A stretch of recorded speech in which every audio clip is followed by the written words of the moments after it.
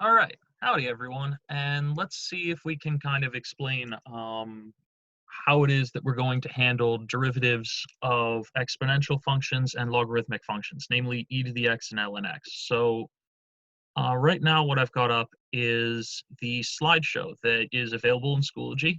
Um, if we go to um, the start of the slideshow, we can kind of see that this is mainly just working with the derivatives only. Um, so kind of skipping past just the introduction of E. There's not really a lot to talk about there. We'll get started with just looking at what I think most of you are interested in, which is some examples of the derivative. Um, Now, E is a wonderful function in that its derivative is just itself. E to the x, the derivative of e to the x is just e to the x. This is a really, really powerful principle, which is why this number is so important to us, or this function is so important to us. Um, but mainly what the assignment you're looking at for tonight and tomorrow, for the assignment that's due tomorrow afternoon, what that's really focusing on is using the chain rule.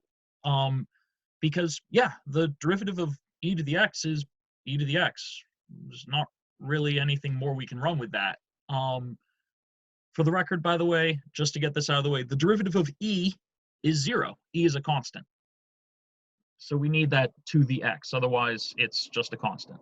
Um, but the main thing that we're looking at here is we want to look at this particular piece of information, that the derivative of e to some function is e to that function times f prime of x, times the derivative of the exponent. And that's kind of the main thing that I point out here in the summary, is this is kind of the biggest thing you want to have, is if you have e to some function, the result of the derivative is going to be the original thing, so, e to that function, times the derivative of the exponent. So let's take a look at this happening. So my first example, we've got d dx of e to the 3x to the fourth. So this is e to another function. So here, what's happening is we're using the chain rule where the outer function is just e to a thing, and the inner function is that actual thing, in this case, 3x to the fourth. So here, what happens is when we deal with the chain rule, we always say it's the derivative of the outer with the inner left alone times the derivative of the inner. Here, the derivative of the outer is just not going to change. It's unchanged. E to whatever is unchanged under the derivative. So the only thing we do here is we just have to multiply by the derivative of the inner function, in this case, the exponent. So the derivative of 3x to the fourth is 12x cubed. So our total derivative of e to the 3x to the fourth, e to the 3x to the fourth is just e to the 3x to the fourth times 12x cubed. And that's it. That's all there is to it. It's a one-step chain rule, nothing more. And the same thing happens here. In the second example, is we've got 3e to the 2x cubed minus 5x. All of that's in the exponent. And here, once again, we're just going to use the chain rule. I did include an example here where I've got a coefficient for e. Just like with any other derivative, the coefficient just sits there. You can totally ignore its presence for the actual portion of finding a derivative. You just leave it alone. So here, once again, it's e to a thing. So here, again, the e isn't going to change. You're going to see the original function is always going to show up, right? It's going to be the same exact function times the derivative of the exponent. So here, the inner function for our chain rule is the exponent. So, and it's always going to, for any e to a function, the inner function, the quote unquote inner function, is always the exponent. So it's always just multiplying by the derivative of the exponent and you're done. So here, that means that we just pay attention to what the derivative of 2x cubed minus 5x is. And that is a pretty straightforward 6x squared minus 5. So here, we just need to multiply by the derivative of the inside. So just multiply by 6x squared minus 5. So our final answer here, our derivative is just the original equation. So 3e to the 2x cubed minus 5x times the derivative of the exponent times 6x squared minus 5. And that's it. There's nothing more to do. So I will pop over to a whiteboard here, and we can try a couple more problems here. So let's try just kind of starting fresh, and forgive me for my handwriting. It turns out I'm not Solcon. But let's take a look at okay, we're just gonna give up on that. We'll take a look at the derivative of e to the 6x squared minus x. So here, once again, not a lot's going to change. We're really only focused on trying to kind of look at what's going on here. So what we're going to do is just go ahead and say, okay, well, the derivative of the exponent, which is kind of, again, our inside in this chain rule, is just going to be 12x minus 1. So what's going to end up happening here is we just say, great, all we have to do is take our original function. So there we go. It's like I'm learning to write all over again. So we've got our original function, and all we do is we just multiply that by the derivative of the exponent. And that's it. This is the end of the problem. That's totally a 6, definitely. So yeah, that's the end of the problem here. This is all we have to do. Do pay attention, by the way. This needs these parentheses. You can't just say e to the 6x squared minus x times 12x minus 1 without those parentheses there, because that's not the same thing. If I just go ahead and I have something that looks like this, this isn't a correct answer. And the reason for that is mainly that when we're dealing with the chain rule, we are multiplying the entire derivative. So this parenthesis is just telling us this whole thing is multiplied.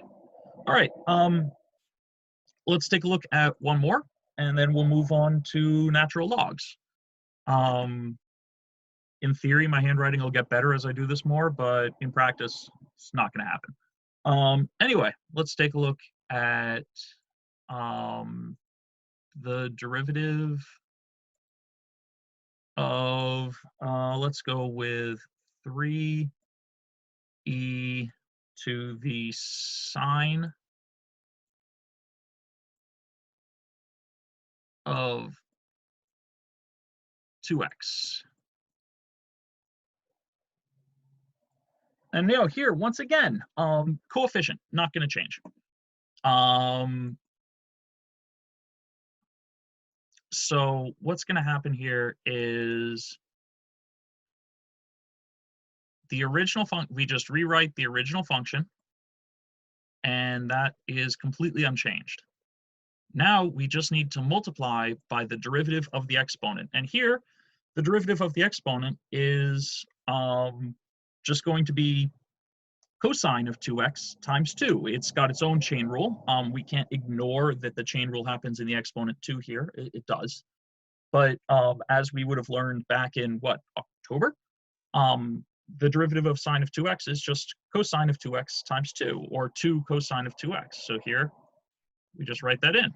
2 cosine of 2x.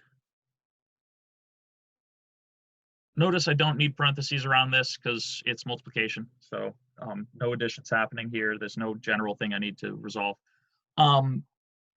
Last thing we could do is simplify this and just say like 6e to the sine 2x times cosine of 2x. But I'm not going to be picky about that. I haven't been all year. I'm not going to start now.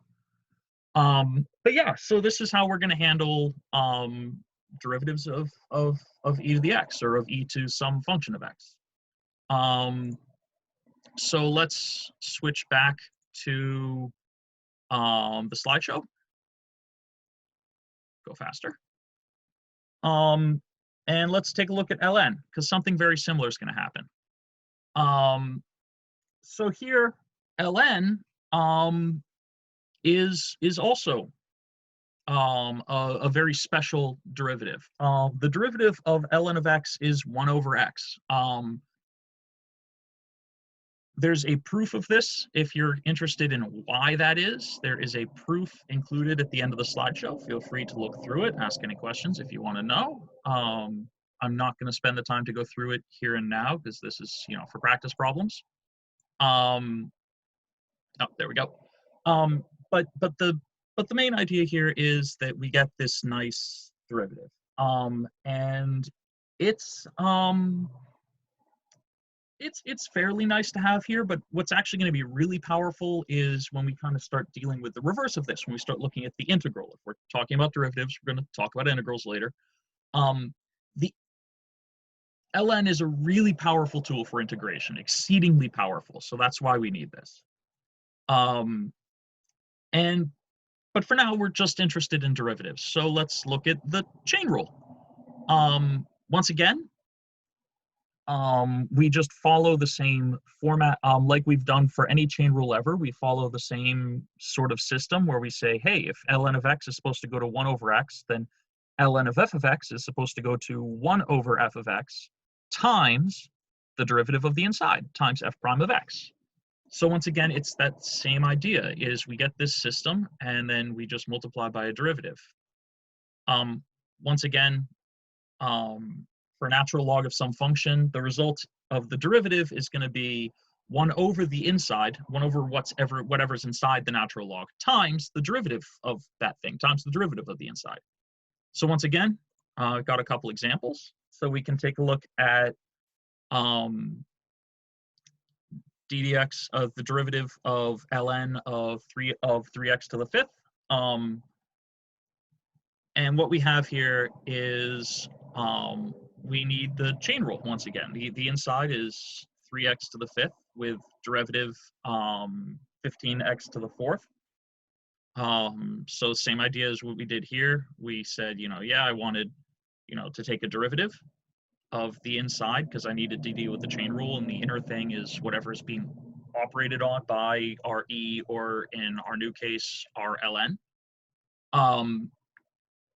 So here, the inside is just going to have a derivative of 15x to the 4th. So we just do the outside, which is ln. The derivative of ln of something just goes to 1 over that thing, and then times the derivative of the inside. So times 15x to the 4th.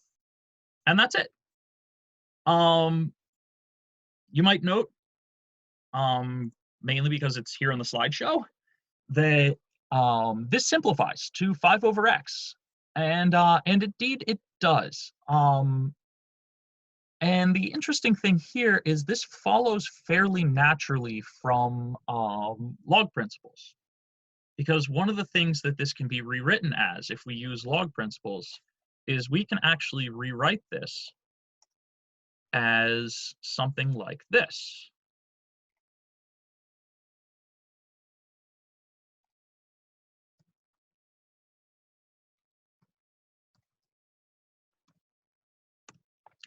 And here, this just uses all of the different log principles put together.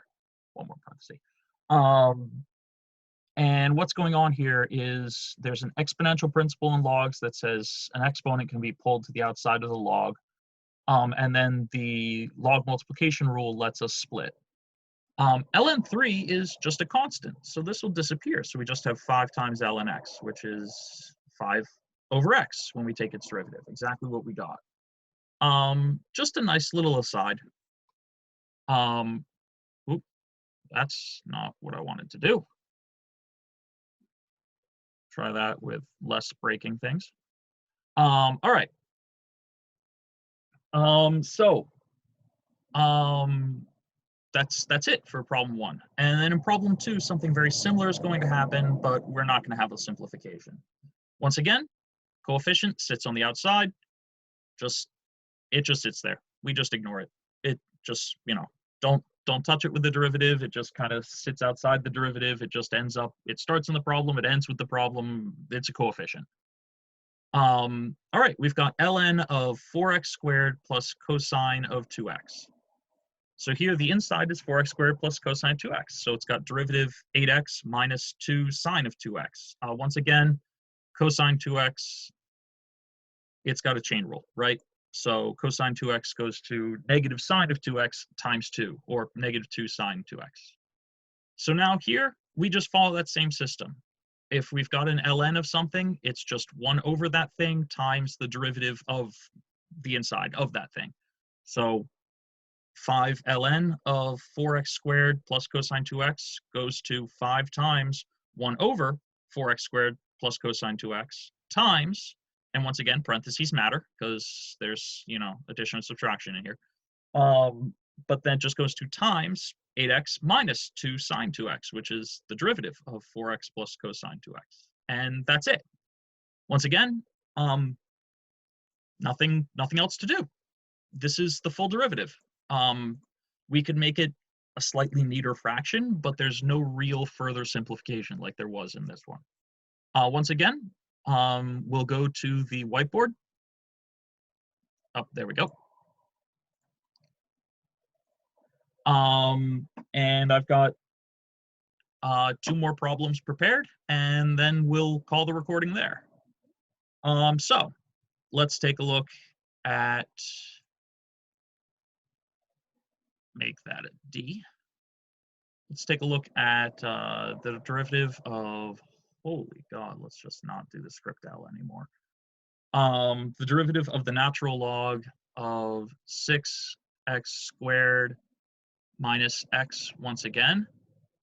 And as you saw earlier in this recording, the derivative of the inside here, which we're going to need for the chain rule, is just 12x minus 1. So here, what we do is just say, great. Whenever we have the derivative of a log, it's always 1 over the inside, so 6x squared minus x. Get there. Terrible. Times, and now it's just going to be the derivative of the inside. So times 12x minus 1. And that's it. This is the derivative. There's your answer. Job done. There's, again, other than turning this into a single fraction, so, we could just write this like 12x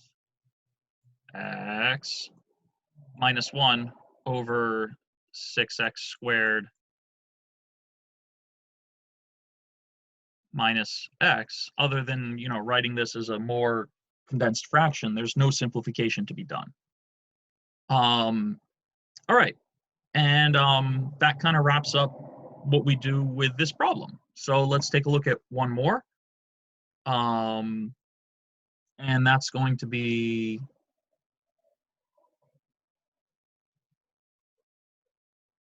the derivative of ln, oh, holy God, ln of sine of 5. Now I think I shouldn't have chosen a 5. Sine of 5x. So here, the derivative of sine of 5x is, I wish I could figure out how to change color. Nope, that's not how. Oh, there we go, that's how. The derivative of sine of 5x is going to be cosine of 5x, give it to me, times 5. That's a 5. So what we're going to do here is, once again, 1 over the original inside. So 1 over x, thank you, 1 over sine of 5x times, and now I'm just going to write this a little neater, so I'm going to say 5 cosine of 5x.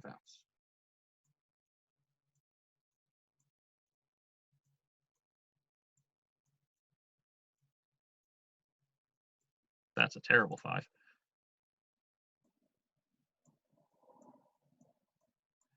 And once again, I would say this is kind of good enough, but there is a very neat simplification here, and that is that we end up with 5 cosine of 5x over sine of 5x, which actually is its own trig function. What we end up with here is 5 cotangent of 5x. And there's our answer. Once again, this answer is sufficient. I wouldn't take points off if you gave it to me, but when something works out this nicely, like, this answer is great, right? It's so much nicer. So again, if it works out that nicely, if you see a simplification, do it, because it looks nice and it's also, good practice anyway. If you don't see a simplification, don't force it. For sure, I'm more concerned with whether or not you're doing your derivatives properly. And these are important because obviously we need to understand the derivatives if we're also going to understand the integrals, and we're going to be using these a lot in the coming couple of weeks. So yeah, that pretty much sums up what I wanted to include here.